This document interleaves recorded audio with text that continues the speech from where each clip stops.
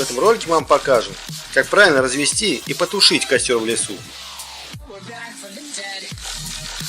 Ну, для этого уже используется этот заготовленный ножик. Смотрите, как удобно все это происходит. Расскажем вам основные правила, которых необходимо вам придерживаться.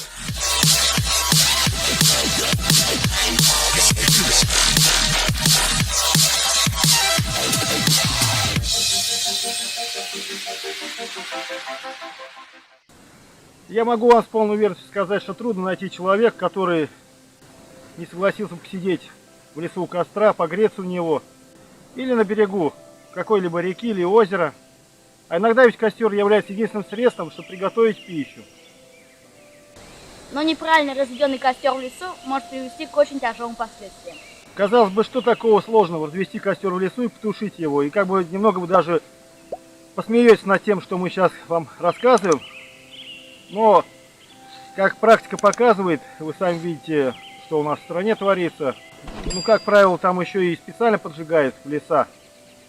И поэтому к этому делу нужно отнестись с полной долей серьезности, соблюдая все правила пожарной безопасности. А так, это, я считаю, ролик, особенно для тех, кто живет в городах, он очень полезный.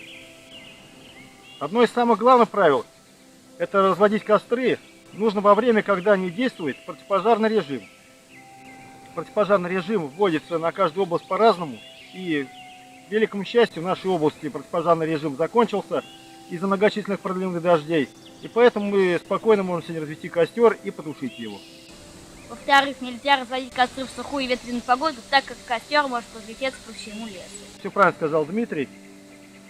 Нужно разводить костры в лесу после длительных проливных дождей. И вообще, желательно костры разводить вблизи какого-либо озера, где при необходимости можно набрать достаточное количество жидкости, чтобы затушить костер. И сегодня мы поедем к заброшенному озеру. Но поверим, на дне озера находится затонувшая церковь. Заранее скажешь, на машине можно подъехать на Ниве туда или на УАЗе.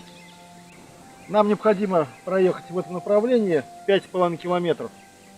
Как приедем на место, мы уже продолжим снимать наш ролик.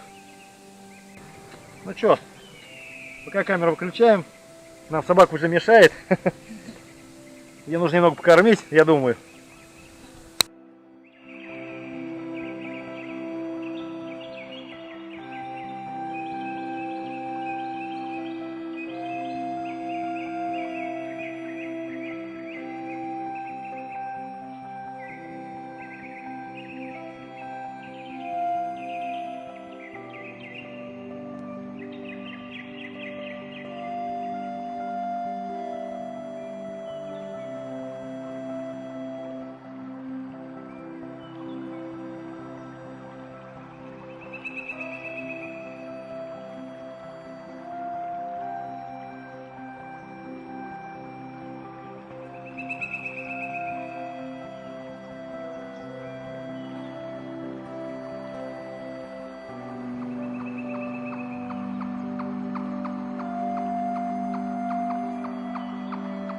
Наконец мы прибыли на озеро Чистого, оно вот на заднем плане от камеры.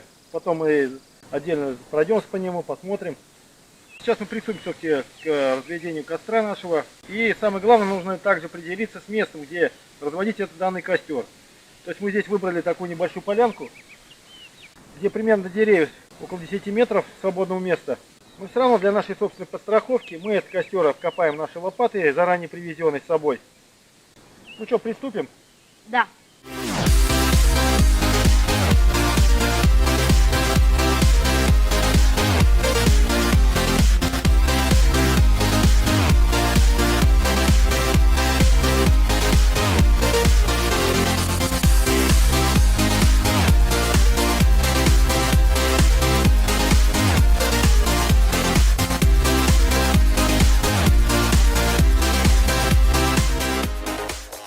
Ну вот, мы наконец заготовили место и ветки для костра.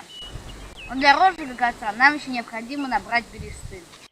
Так бы, конечно, можно бы и бересту использовать с этого дерева, но мы будем по минимуму наносить вред этому лесу.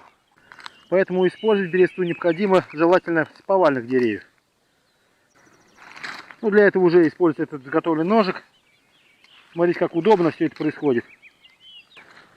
Ну вот, я думаю, пожалуй, будет достаточно для розжига нашего костра.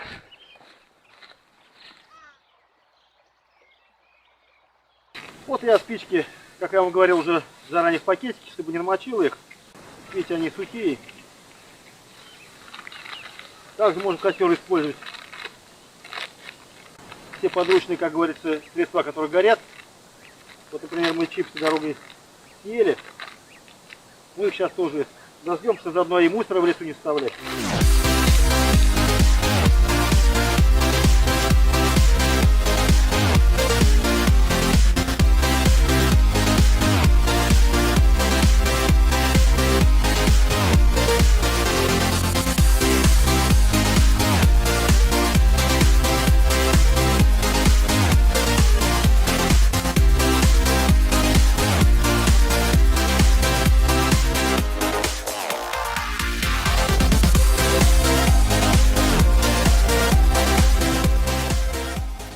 Как вы видите, снялось все одним кадром. Мы ничего не переснимали. То есть с одной спички сухого коробка я вам разжег костер, у которого можно теперь погреться и приготовить, например, пищу. Ну и так поговорить, покушать.